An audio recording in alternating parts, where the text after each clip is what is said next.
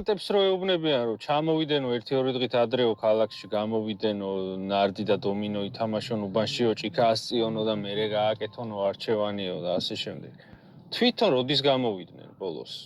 ქალაქში აი ტრანსპორტში როდის ავიდნენ, ბაზარში აღარ ვიტყვი, აი მარკეტში როდის შევიდნენ საკუთარი ფეხით.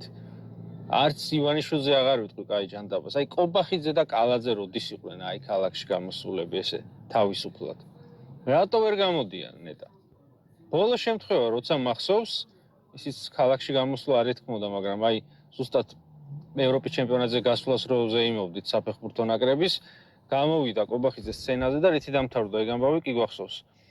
ისე დღე დააწია ხალხმა, რომ ხელი აუკანკალდა და შეაჩეჩა მიკროფონი სალომე ზურაბიშვილს. აი ეგ სურათი კი არა, უარესი სურათი იქნება, ეგენი მართლა ხალხში რო გამოვიდნენ, თორე.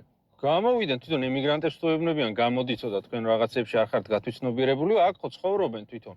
გამოვიდნენ, აბა და ნებისმიერ ადგილზე, სადაც უნდათ გაიარონ.